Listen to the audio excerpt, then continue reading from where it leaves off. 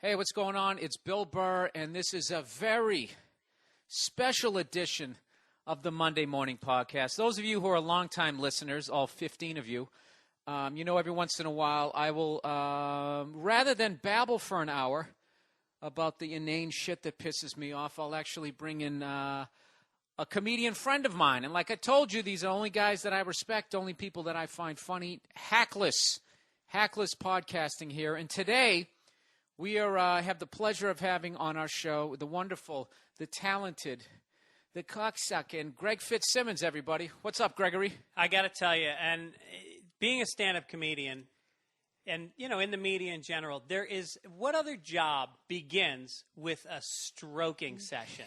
And I really needed that. I had a shit day, and I'm sitting here in your house. You've invited me out, so I know I'm not a hack. And then you get a nice little build-up. This guy is a good guy. What if you were a plumber? You think you'd show up at someone's house with like a shit knee-deep in their – get in there and clean up the shit. I know. That's like my dad's a dentist. I worked with him when I was younger and just handed him the shit as he yanked out the teeth. And every other person would come in, the first thing he'd say, first of all, I just want to let you know I hate the dentist. And that's all he heard all day long. Number one suicide rate of any profession. Is that right? That's absolutely true. Well, give it up for my dad for hanging in there. Well, did you notice a lot of depression in him? No. Jesus Christ, we're really going deep here. In me, yes, not in him. Jesus, I got it too, man. Lately, it's hitting me hard. No, but I got it beat. I know how to beat it. I actually, now I step back and I observe the thoughts in my head, and I just see a bad one. I'm like, do I want to spoon with that idea for the next fucking 3 days? Yeah. And hate my life? Or do I literally, I'll go out, I'll go on a hike. I find that walking around and getting the blood going. Absolutely. And just start telling myself lies. You're amazing. You're amazing. No. See what you just did, though? That's exactly. I put music on and I fantasize that I'm playing it like I'm Stevie Ray Vaughan, and it gets me out of it. Well, I took a yoga class yesterday. That helps me a lot because not only are you getting the physical exertion, you're deep breathing, and then there's hot ass in every direction. My God. All getting stretched out. That's what in another life I would do. I would be like that yoga instruction shit. Oh, just hell because, yeah. You get a ponytail. Oh, yeah. You would, and not only do these women have hot bodies, they give a shit about themselves enough to go to a place to make themselves better. And you get them all stretched out before you bang them, Greg. Oh, my God. It's like I used to go to this one out in Santa Monica, and this guy was why I liked it was because it wasn't that chanting shit. It was the teacher was this angry guy trying to be happy, so I totally related to him. That's great. But he used to do this is true, dude. And he was a great teacher too. And he used to be teaching the class while subtly putting out how sensual he was during lovemaking. He would be like, he would just, I can't even. You should do that with your podcast, man. It wouldn't work. At this point, people know I hate women. Yeah. Not individually. I like women one-on-one, but as a group, when they all start yammering around a table like that fucking show, The View, seriously. When I look at The View, or I think of, what was that show, Sex and the City, or now Cougar Town, I really do. I say to myself, women, the best is the bachelorette party. That's what sums up what all those shows are. It's an attempt by women to be men instead of being women in a group. When you're with a woman alone, they are empathetic, I was really they're connected, emotional. They're everything that you kind of want in a dude one-on-one, but a guy can't go there. Like, you have a strong female side, and sometimes we really connect on that level, but very often you're just the angry dude. But women are always I don't even know what that means, but okay. No, you know what's funny you're about a you sensitive guy. I was hoping that someone was going to come in here and finally actually compliment women after all the trashing that I've done. I'm like, Greg, he's married. He's got a couple of kids. This will be a nice thing. You come right in, just kicking him right in the twat. What are you talking about? I said you're a sensitive guy. No, not me. I was talking about like women. You like they want to be men. Oh, yeah. I was just picturing all of them rolling their eyes. Well, let's pick a strong female role. That we like. Who's a broad out there you like? I don't mind those women who stand on the sidelines. I like with their the business suits during football games. Oh yeah. Shoulder pads and a skirt. Why don't you just get in the fucking game, sweetheart? No, to me it's like, my wife, and I've been with her for 11 years, and I'm one of the few comedians that can tell you I fucking love my wife. I have not had a day in my life that I didn't think, how did I get this chick? And she's perfect. There you go. And you've met her. No, she's the greatest. Isn't she? Living the life. I knew she was a good one that time when we were driving back from Boston. Holy Remember that? shit. We did this gig somewhere in Boston or We had Rhode only Island. been dating for like 2 or 3 weeks. Yes. No, we were going to. Weren't we going to? Where were we going? Anyway, yeah. Anyways, whatever. I thought we were doing a gig. It was you, me, Tom Carter. We were going to a wedding. It was Robbie Prince's wedding in Boston. because I didn't go to and that. Shannon. No? No. Okay. Dude, let's just get to the meat of the story here. Okay. We're coming back. Tom Carter is hungover, and you and me are in the car doing the Boston accent on 11 and just saying the most ignorant, racist shit you could possibly say. AIDS joke. Everything, just total green room stand-up comedy, just driving Tom nuts, trying to make him puke. Remember that? And Aaron I remember was laughing the entire time at Yep. the ridiculousness of it. My favorite part was when it got quiet and Tom thought after 2 states of doing it that we'd finally given up, and we drove over this bridge and there was this lake or something underneath, and you in the back just go, water, which of course started it all up again. Hey, Fitzy, you fucking fudge packer, cocksucker. Let's get some beers, go down the Cape, beat up some colored kids. Oh, 3 states. Oh.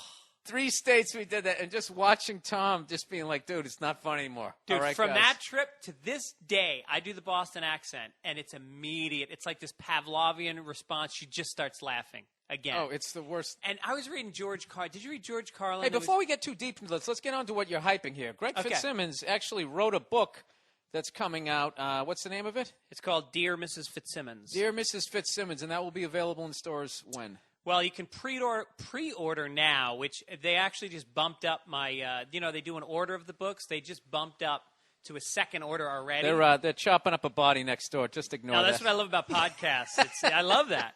They so the book basically it's doing great. Pre-order it. Go to fitzdog.com, F-I-T-Z dog, and it's basically it's about us. It's about Irish guys with a lot of anger that do the opposite of what they're told to do their whole life. Oh, there you go. So my mother saved every letter that was ever sent home from teachers, police, clipped out things from the newspaper when I was arrested, and then I saved them all from adulthood. So it's like my life through bad letters that were sent home. That's phenomenal, man. Phenomenal. Yeah, and the ebook is cool too. If people buy the ebook, I got celebrities. I'm going to shoot you after this. Who they read the letters. So when you're on your iPad, you can click on a particular letter, and all of a sudden Pete Yorn is reading it, or Zach Galifianakis, or Natalie Maines. Oh, all right. So it's I'll very be a part interactive. Of that. Yeah, you're very. Something I have to hand this to you is you're not afraid of the internet the way I am. I'm really like who's that guy? Andy Rooney. At the end of 60 Minutes, that's right. Why is everybody going over to Facebook? I'm Twitter. And notice where he is on 60 Minutes in that 30 seconds after the 19th commercial. Yeah, and he's just and I'm so trying not to be that guy who just hates everything new, but it really is. Like I relate. Yeah, but you were ahead of the wave with this podcast. You've been doing this longer than I have. Yeah, this appealed to my psychosis of just being by myself. Like I do this thing by myself every week, just for like an hour. Do you ever pause it, or do you go straight through? Nah, just go straight through. That's what I do. I do probably 1 out of 4 or 5 alone, and they're my favorite ones. And if you start bombing, you just talk about how you're bombing, and then people actually laugh at you struggling trying to get back on the road to comedy. People, I find I get more comments on the alone ones than any other ones. They're like, I did one. I was down staying with my mom in Florida with my family, and I went out, sat in her car across the street from her condo and did one just ripping her a new asshole, hating everybody, hating the trip. And it was by far the best podcast I've ever done. Yeah, but you know what the funny thing about that is you've really been doing podcasts for years when I think about it, because one of my memories, I started out in Boston, and Greg was one of the guys who gave me all the advice on how to finally get paid by the Bill Downs and the Dick Dohertys. And I remember one time we were working the Aku. How did you remember I used to pronounce it fancy? Remember that? Oh, I don't remember that. You'd be standing on stage. Aku. The Aku. Yeah, remember that? It was a Chinese fucking restaurant. They'd have a function room. Was it in Worcester? In Worcester. Yeah. Fucking Mass Turnpike, you cocksucker. And you were sitting down. It was before the second show Saturday night, and you had this video camera, like 1993, one of those huge ones. That's right. I remember that. That you could stick a VHS tape in, and He was sitting, like, I swear to God, like, not even discreetly, like 3 feet away from the people walking in, just shitting on everyone. Yeah. You were just sitting there going, look at that one, Bill.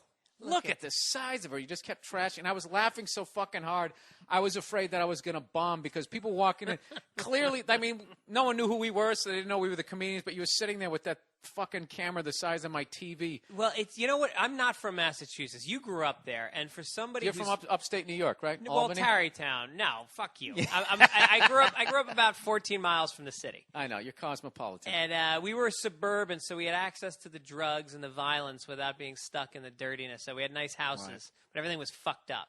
And so, but Boston, Massachusetts in general, it is such a trip when you're not from there. Visiting is one thing. You go Right. on the Freedom Trail. I'm talking about, I was there for 4 years of college, and I stuck around for 2 more years. And that was a real deal, like before the internet, where now you can almost become worldly and never leave Oh, your yeah, town. yeah. But back then, you would just, Bill and Bob's roast beef kid. Oh yeah, and there was no like there was the Bostonian magazine or whatever it was called, the Phoenix. You'd open it up and you'd see what bands were playing, what comedy clubs you could go to. There was no internet. Like that was the fucking Bible for going out at night. I remember that. And I was so fascinated by the mentality of the cold, hard, cruel sarcasm, and it appealed to me like nothing, because that's what Irish is, and that's what my family is. And I went there, and I was like, this whole fucking state's like a family reunion. It's just hatred, but then underneath it, this sense of humor that when you bust each other's balls, it is such an actual emotional And that's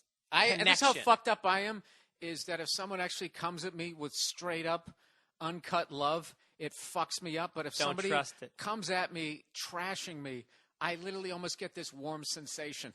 Colin It's Quinn, like when an Colin Quinn shit endearment. on me the first time, because I came back to New York from Boston to do stand-up, and like he was the big guy, and I remember him going, hey, look at Fitzsimmons. When do you go back to Tarrytown? And I was like, the gods just picked me up and took me up into heaven. Thank God this guy who I admire took time to shit on me. Yeah. Yeah, and I don't know. remembered where I was from. You know? I think that's an entirely East Coast thing, because I don't see any difference.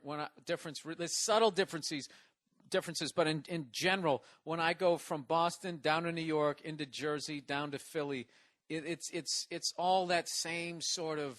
There's just this anger that I don't understand. And I was thinking about this with that show Jersey Shore. You don't find Italian people. That area you just described, that's Right. it. There's no Italians. I think Chicago's got some Italians, and that's it. And I think that it's that Irish and Italian immigrant thing that came in. The thing about America is different groups immigrate, and they're at the bottom, and they work their asses off. They get pissed on, shit on, and then they move up. New group comes in, you shit on them. The Irish and Italians, we had the bottom 2 rungs for, I would say, from the 1904 to like 1923. We were as far as white Europeans, yeah, we had to form unions just to get paid. right? I Which mean- they've now gotten rid of. Now they just moved the companies out of the country. It was a great Yeah. move. Have fun Yeah. with your union. I mean, as fucked up as unions might be, it's all we had, man. Now it's just 3 companies. And you think you got rights against 3 companies? Oh, I know. fucked. Nah, dude, I've gone off on this, and people think I'm nuts and I'm into conspiracy. But Wait, going back to the Aku Aku in Worcester, I just want to tell a quick story. I was there one night, and there was across the street from the restaurant, they had a donut shop, and I remember it was called Cheapy's Donuts. And I remember thinking, like, it's not a big ticket item, a donut. If you're looking for the cheap ones, large coffee. you can get a large, sweet, light and sweet, with a fucking sweet and low on the side, not too dark. I don't like that fucking black coffee. Put that shit back in Roxbury. So I go into Cheapy's Donuts, and I get a dozen donuts because the Late Show Friday's coming up, and I know what's walking in. You got a post-industrial wasteland of Worcester. People with despair and welfare checks, and this is the only night they have money. Right. They come in, and I walk up on stage. They've been heckling everybody. It's a fucking circus. I walk on, and a woman passes out in the front row. Just passes out, slumps forward on the table, and people act like nothing's happened. Yeah, somebody passed out. Dick Doherty's Comedy Vault. So I keep going. I used to have this bit where I read a deadbeat Father's Day card that you didn't know where to send. Oh, I remember that. And so this guy stands up. I'm not making this up. And first of all, remember, this is not a comedy club. This is this is the function room in the back of a Chinese restaurant with a microphone in the corner. That's it. Yep. And the guy stands up in the middle of the room and he goes, hey, I resent that. I'm a deadbeat dad. And a guy behind him goes, sit down, asshole. And then just 10 on 10 got up in a half a second, just like the fucking hike in a football game, just smash. And I just start calling the fight. I'm going, he hits him with the left. And they had like accordion doors that made they went through the accordion door. The partition. The fucking partition. Play to the back of the room, Fitzy. So the fight took so long. The fucking police showed up. It was still going on. I'm calling the fight. You stayed on stage. I'm calling I'm Howard Cosell. Right. So, and it's in the back of the room, so I'm fine. So finally they break up the fight, drag the guys out. I never stop. I keep going. So now the girl in the front row wakes up, sees the donut on her knee, and it's a chocolate donut. They tell her I put a donut on her knee while she was passed out. Walks on stage and slams me in the crotch with the chocolate donut. I had chocolate all over my dick. Couldn't speak. Said goodnight and walked off stage. And let me guess, it took you 6 weeks to get paid. Yeah, do you remember this? I don't know if you remember. I remember hearing this. You told me a long time ago. You remember Bill Downs? Sure. Bill No Money Downs. Noxie used to call him that. This guy, you'd work with the dude, and whatever. He would pay you like $30 to middle, something ridiculous. Yeah. And then you'd show up at the end of come by my house and I'll pay you. So you'd drive all the way to his house. After driving halfway to fucking Maine to middle for the guy, you'd have to drive all the way to his house. His in like mansion. in like Medford, Yeah, right? huge fucking house. And you'd Mercedes show up. in the driveway. And he'd show up and he'd be like, yeah, dude, I'm here to get my money. He'd be like, okay, big guy, I can give you like 7. I can give you like 7, big guy. Like he always had like 7. You'd take it like 4 trips to get paid. And I remember you were coming up from New York. Do you remember what you did when you borrowed the watch? Yep. I was about to go on stage. He owed me like $1,200, and I go, oh, fuck, Billy, I forgot my watch. I don't want to go long. Gives me his gold watch. I go up on stage. I do my set. I get off. I fucking duck out the back door. I drive home. All the way back to New York. Oh, no. I was in Boston. You were in Boston, okay. I get a call. Hey, big guy. You accidentally forgot to give me the watch back there, big guy. So you want to drive up to my house and drop it off? And I call him up and I go, hey, Billy, I didn't forget. I said, you forgot to pay me $1,200. I said, I had the watch appraised. A lot more than $1,200, huh? I said, why don't we meet at the fucking Dunkin' Donuts there on Alston Street? And we met up. And it was like a brown bag exchange. He gave me the cash.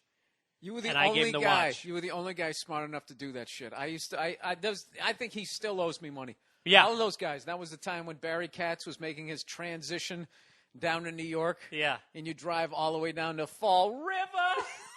Fucking make a left at Bedford. Yeah, you'd get all the way down there and you'd work and there'd be no money. And then, I'm sorry. And Barry. it's fucking packed. Oh, yeah. These shows are turning people away. Yeah. Dude, you know something? I was just thinking about, like, those stories, like, back in the day. I did the Montreal Comedy Festival this year, and it's just a shell of what it used to be because of how much things have changed with the Internet, where the industry is now looking at – I mean, we were talking earlier that there's that person was tweeting that shit my dad says. Yeah. They literally took this dude's tweets and turned it into a TV show. Yeah. Whereas before it was like stand-up comedians' acts. And I wish I realized how good we had it back then, because the Montreal Comedy Festival, it was Christmas. You basically, in the 90s, if you killed and got into the Montreal Comedy Festival on the New Faces, if you killed on that set, you were guaranteed some sort of 6-figure deal. Dude, 1996, I'd been doing comedy about 7 years, but, Boston comedy. So a 5-minute set for me was like a fuck. I was a joiner. Is that all you got on New Faces? You only got 5 minutes, or did you get like 10? Well, whatever, 7-minute sets. Right. I mean, the point is they decide based on how you look, how your teeth look, and if you're likable. So I'm up there. Nobody knows me. And all the industry is sitting up there with their notebooks. Remember that? I mean, and not just like scouts. I mean, the heads of networks and studios used to go. So I go up, I crush. I walk because I'm so nervous, and I just give it that Boston thing. I just annihilate. Yeah. I attack Push it Montreal. down. I call them all strippers. Push down the fucking and so I walk off stage, and Kevin Meaney, his buddy of mine, walks up to me, gives me a hug, and he goes, "Don't look behind you, but there's a line forming." I turn around, and I mean, it was like head of CBS, head of 20th Century Fox, head of William Morris, literally shaking my hand, giving me a card. I had a stack of cards about 3 inches thick. It was ridiculous. And I walked away with a Letterman set, a new 3 Arts Management, an agency I couldn't get signed with, a 6-figure deal with Fox for a thing, and a slot on this USA show. Yeah, and that was in one weekend. Yeah, one weekend. And if you bombed, but the thing was, if you bombed on those, your career was finished for what, 6 years maybe? Well, because they'd write about it. Remember, they used to have that newspaper that would come out in the morning. It was brutal. Yeah. Oh, and if you tanked, everybody knew it, and people talked about that shit. Yeah. All they talked about was the dude who killed the hardest, yeah. and the one that everybody was buzzing about, and everybody just talked about who fucking tanked. Dude, I'm not gonna name any names, but I remember there was somebody who went out to Aspen, tanked on their first set, and just had a breakdown, and was it was like bawling. No. I mean, yeah, it's like over. I mean, it was one of those things where it's almost like, at a basketball game when they drag the fat guy out of the seats, and you got to try to hit a half-court shot. It's one of those moments, You're just sitting there like, please, God, let this fucking I mean, it wasn't a half-court shot because you had actually been practicing. No, it's but, a layup. But it was, you get tight. If you're not tight. If you're not tight, it's a layup. But if you got tight, then it was literally like trying to hit a half-court hook shot. And like, man, there was some people, and there was some really funny people who didn't deliver. But like, so this year I go up there, and now it's just become the greatest hang ever. It's the best. And you and I were there together a few years ago. Remember, we were walking around for like 3 hours in Montreal, just shopping. As opposed to schmoozing. Yeah. Yeah, I was watching you trying out your French. That's right. That's what I remember. That's I right. was very impressed. Very impressed. Little Rosetta Stone action. I took it for 5 years and literally never used it. Didn't believe I could speak French. And then the first time I went to Montreal, I'm talking to a cab driver. I'm like, motherfucker, I speak French. Yeah. Yeah, it was great. No, hanging out. Because the thing is, on any given weekend, you're in St. Louis, I'm in Miami, Attell is in fucking Detroit. And I call people once in a while, but like we never get to actually hang ever. And so it's so great. Like even industry parties, I'll go to a rap party if I know there's going to be comics there. I'll do benefits. I'll do anything. That's my favorite thing to do now is benefit. It's not even about the cause. Fuck the cause. Yeah, I don't give a shit about the cause. You're not going to cure it. No. There's too much money in the treatment, right? But to actually show up. To show up, and just see guys like you. I run into, you go back to New York if you get to do Chappelle, Bobby Kelly, DeRosa, all my friends from back then. It's the greatest you came thing. out. I did a benefit for Haiti. I put together this little one in a coffee shop in Venice, and you came out, and Greg Barron, and Marilyn Rice Cobb, and Wendy Liebman. And we were all trashing you because this benefit was like 3 yards from your house. Yeah, exactly. Everybody else Greg was coming from Fitzsimmons East LA. cares. We made some money, but you fucking killed because everybody did great. It was like a coffee shop vibe. It was real laid back. Oh, it was fun. And then you brought a theater energy into the coffee shop at the end. I think because you were waiting so long to go on, and you had so much ammunition against me. And it really was like one of those times where I was watching you. It was like, because I watched you. It's hard when you see somebody start. Oh yeah, no, to recalibrate what you think about them. And that night, and and I'd seen you many times since then, kill, but in shorter sets, and you got to do a long time. And I got to tell you, man, I was talking about this once. Comedians, when Geraldo died, right. I was talking about the bond that you have with the guys that you started with, because hundreds fall off, and the ones that survive that you were comparing notes with, you were competitive with, you resented and you helped at times. each other. You went to war then you with started them. helping each other, and I was talking about this, and then you get to a level where you're proud of each other, and there were times with Geraldo where I'd see him on a roast, and I was just like, I'm so glad the rest of the world is seeing what we all saw in New York these years, and then I felt the same thing that night. I was proud of you. It's a nice feeling, I'm still in total denial of that whole thing, him dying. I'm just pretending he's on the road, like because I hadn't seen him since April of last year. Not to go down that whole sad road. I got to be honest with you. I totally avoided it on my podcast just because it was just nothing. Nothing. I couldn't believe it. I couldn't believe it. You know what I mean? To see that something like that could. I really believe now that it is a disease because that guy was such a bright guy. I just hate the whole thing. It's a parasite that attaches itself to you. Yeah, and it's not about weakness or strength because I've been sober 20 years, and to me it's like It's a black and white thing, and for some people, until they can wrap their heads around it, you actually have to change your entire life. You got to rewire your brain. Yeah, I have a mild form of that where don't have an addictive personality, but like I don't know. You go in bursts. Last time I talked to you, you said you were drinking hard, and I was like, that's not going to last. You're not a guy that does it. Yeah, for a long time. I just go through just periods where I act like an idiot, and I always just but it always ends in the same place. Like, really, 41, that just happened. You just had that conversation again. Yeah. And I apologize if it's getting really hot in here. I can turn that fan on. No, it's God fine. Knows, No, I think it's really like, for me, when I think about drinking again, and I do every day. Every day I think about drinking again. And all I think about is, if I did that, I would lose the clarity that I've got. 20 years in, you still think about it. Oh, last night, man, I was thinking about getting a drink. Jesus. Because I'll be honest with you, I went 75 days earlier this year, and you know what was getting me? Was the goddamn commercials. When they pour that beer into that perfect beer glass, it's just like, I want to drink fucking 40 of those. Yeah. Right now. My thing is, I'm too vain. I just don't want to have a beer gut.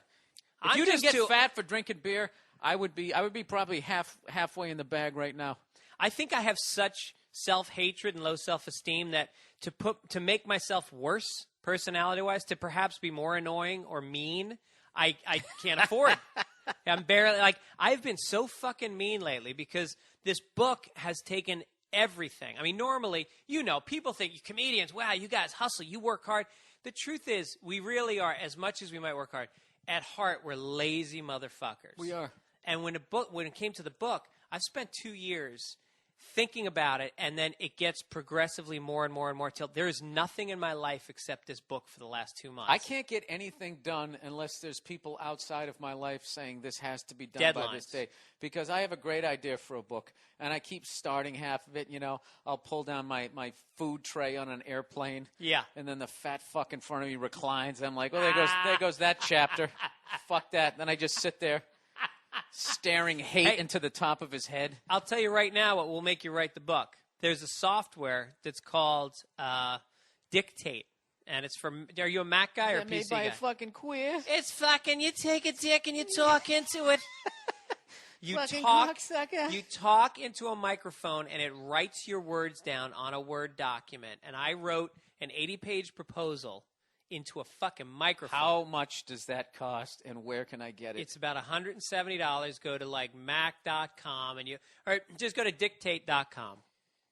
I'm not plugging it. I wouldn't be talking about it. I'm not getting paid. You're here to plug your book. Yeah, Dear Mrs. Fitzsimmons, go to fitzdog.com. Pick it up. I'm telling you, you'll laugh your fucking balls off. And it's a story about me and my dad. It's about, your dad being your first authority figure and how you're intimidated and you're completely minimized by that. And He's the first headliner you meet. Yeah, exactly.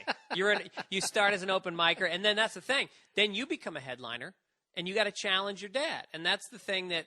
Did you come to blows with him? Did you ever fight your dad? He was hitting my sister one night, and he was 6'1", big tough Bronx guy. Mm-hmm. And I walked downstairs and I stood in between him, and I said, "You can hit me, but you're not hitting her."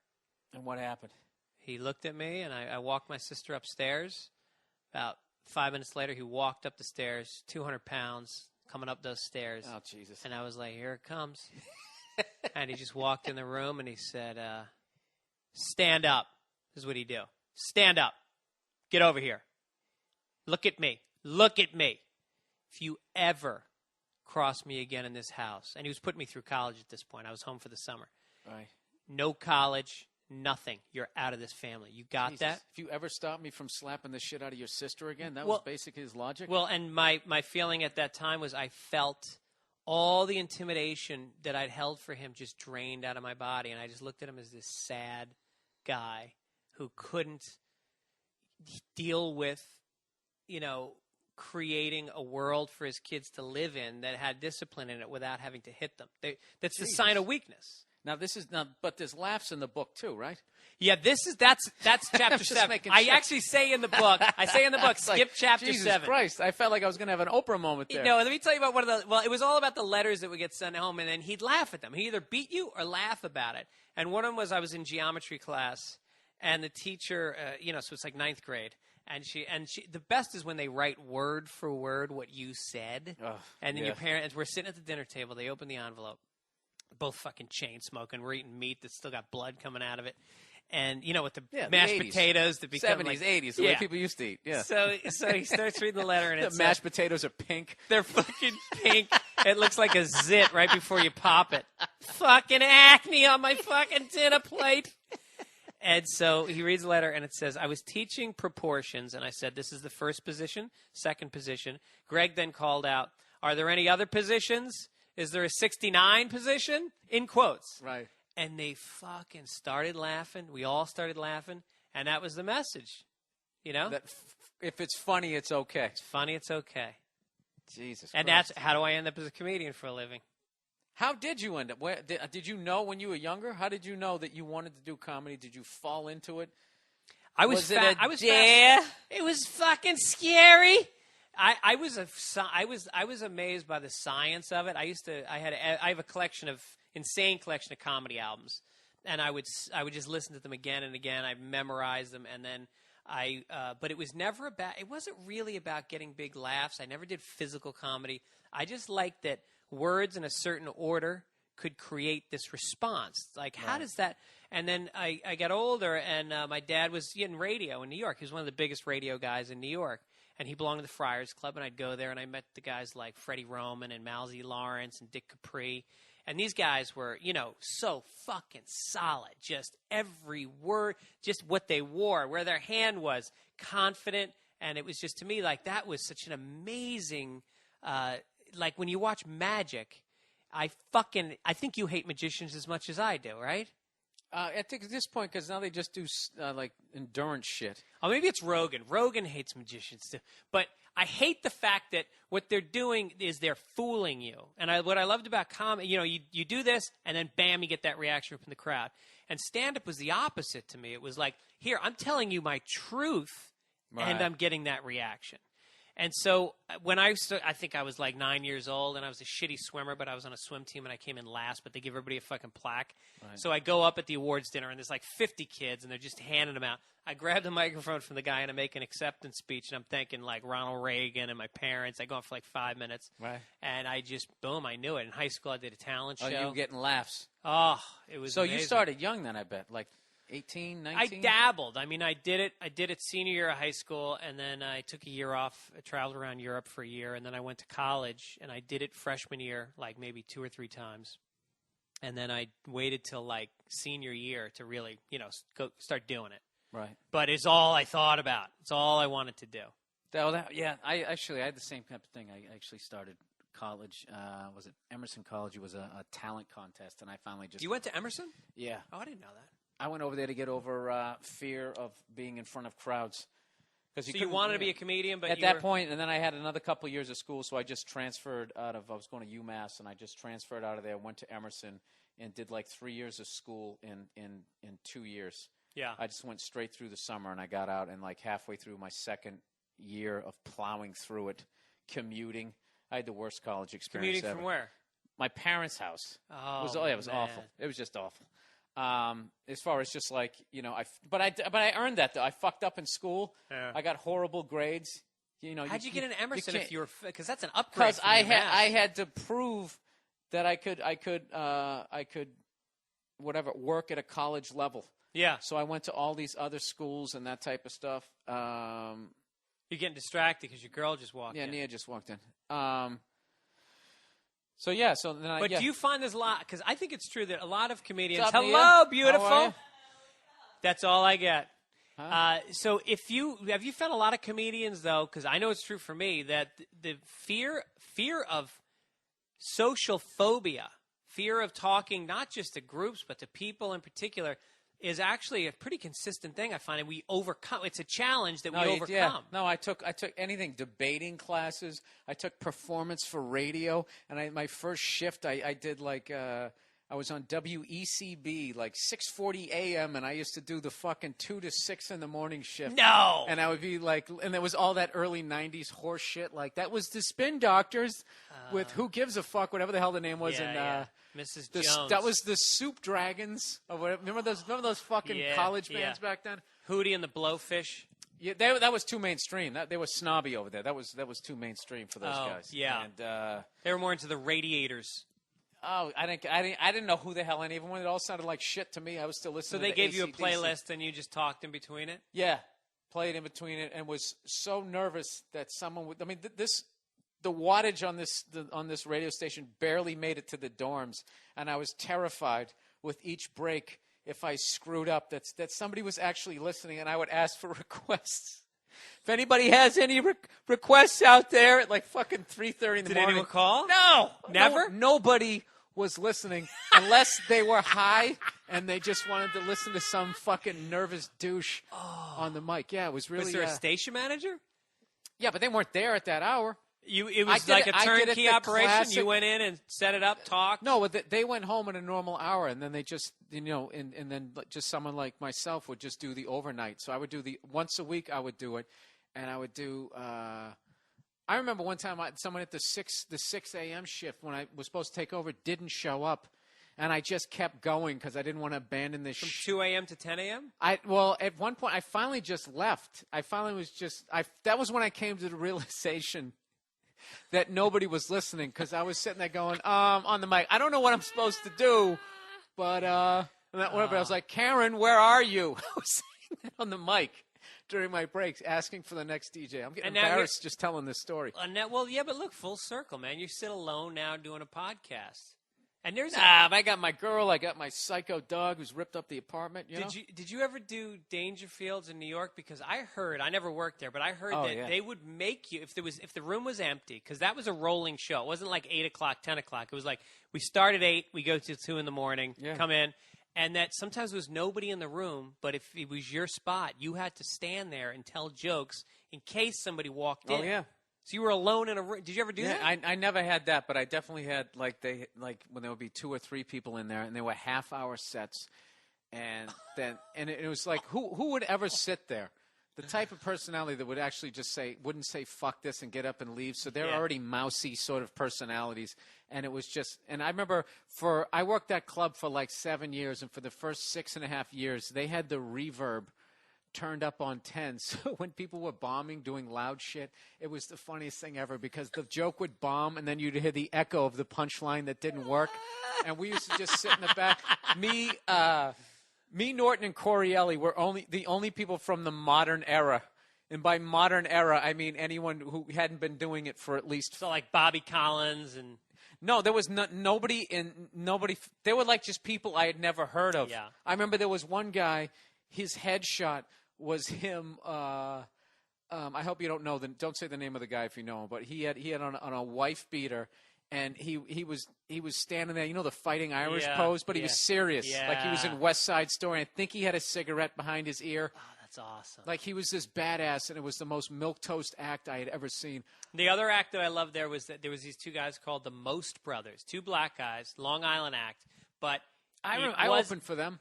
They weren't always the same guy. They were managed by one of those guys that books bad rooms and then manages people. He managed them, but he owned the intellectual property, the Most Brothers, and he'd just get a different black guy to come in and keep subbing them out. It's like the Temptations now. Yes. Like they just somebody owns the name. Yeah. And I think maybe there's one left, but they just keep revolving it around. But it's almost time to wrap it up here. Okay. Because I got to go do some stupid sports blurb here. But let's as we wind down here, once again, the name of the book. I'm fascinated with the book now. Well, it's Dear Mrs. Fitzsimmons, and I'm going to send you a copy, fitzdog.com to pre-order I'll go buy one. I'll add to your sales. I got a bunch of dates coming up, too. If anyone's listening in West Palm Beach, Florida, I'm coming out there. October 28th through the 30th. Nice. See, let me prepared. You laughed at my Post-its. You laughed at my Post-its. By the way, for Bill Burr listeners, in case you pictured him somehow with an actual script, Post-it notes. 3 This is what I have. Notes. I have Stern, 4-time Emmy, West Palm Beach. I have all your information. Bill Downs, Boston, Dick Doherty, Montreal. Remember the 90s. We got to all that, and I never even looked at it. And I didn't feel like you were leading me through an interview. I felt like we were just talking. That was flawless. No, I was trying to think, like, what do I want to – well, it helps if you have a good guest, too, because I like some of these can end up being staring contests. Oh, yeah. You know, but fortunately, that hasn't happened to me. But, do you interrupt people when they're being boring? I haven't translated my level of meanness in a comedy club to interviewing yet. But when I gain more confidence, I'm going to. Well, you know that. You've been on my show. It's a little bit more confrontational. Little barbs here or there. Yeah. All right, so we're going to wrap it up here. So, dude, thanks so much for coming out. And I always love hearing the old stories. And dude, you're one of my favorites. And one other thing I didn't get to, maybe we can get to next time, is like people always give me props for being able to handle hecklers, and this dude here is the guy I learned from. And I remember, we can tell this real quickly. One time, the Grill 93. Oh, in Andover. Andover, fucking Mass, dude. Take fucking 93 North. It used to be called Pick up your sister. Pick up your fucking sister. She got puke on her tit. Bring her home. She's out with the Italians again. So we drove up there, and basically, I don't know why, these two guys showed up to the show. Both of them had on American flags, matching I remember that. matching American flag shirts. Yes. Big Guidos. So they sat him right down in the front. Of course. So comedians could make fun of him. This is how good Greg was. There was like maybe 4 comics on in front of you, and we all promised Greg, we go, Greg, we will not say anything to these guys, but you have to tear them a new asshole. And you fucking went up. None of us said anything. It's like literally blood coming out of your eye that, you know, when you start to bomb, you have this easy laugh just sitting there. And, dude, we all stood. And they were probably hating it, too. They wore their flags. They wanted some attention. Oh, dude, the way you went into it, you didn't go right. Like, look at these two fucking Uncle Sam jackasses. You told this whole story. That made you look like a fool, and you'd be like, I mean, how could you top that? I don't. That would be like, I don't know what, Mary, going to a show with your friend wearing matching American flag shirts, and something like that, and the crowd just exploded like they were waiting for somebody, and they died laughing. And like, I remember you said afterwards that it was killing so hard you were almost afraid your act couldn't follow. Oh, that's the worst. Yeah. Dude. No, that was the kind of restraint that you could only get in Boston. If you're in New York. It's always just about kill, kill, kill. You can't follow that. But in Boston, sometimes it was really like there's such a like if a guy does a bit and you think of something even near it, you don't fucking do it. If someone's got a personality, you don't go near that. That's his thing. And that I don't remember you guys. Boston really policed stealing and hacking and kind of drifting into somebody's lane. That's what I always liked about it, but I got to wrap this up just because I got an appointment here. All right, Bill. Hour. Thanks for having me on, man. Thank you so much for having me. And let's. Yeah, no, I'm so used to fucking doing other people's shit here. Thanks for coming on this. And let me just GregFitzsimmons.com, FitzDogRadio.com, FitzDogRadio on iTunes or also on FitzDog.com. And the name of the book is Dear Mrs. Fitzsimmons, and it comes out in stores November 9th, but you can pre-order it now. Awesome. All right, Greg. Thanks a lot, man. Thanks, Bill.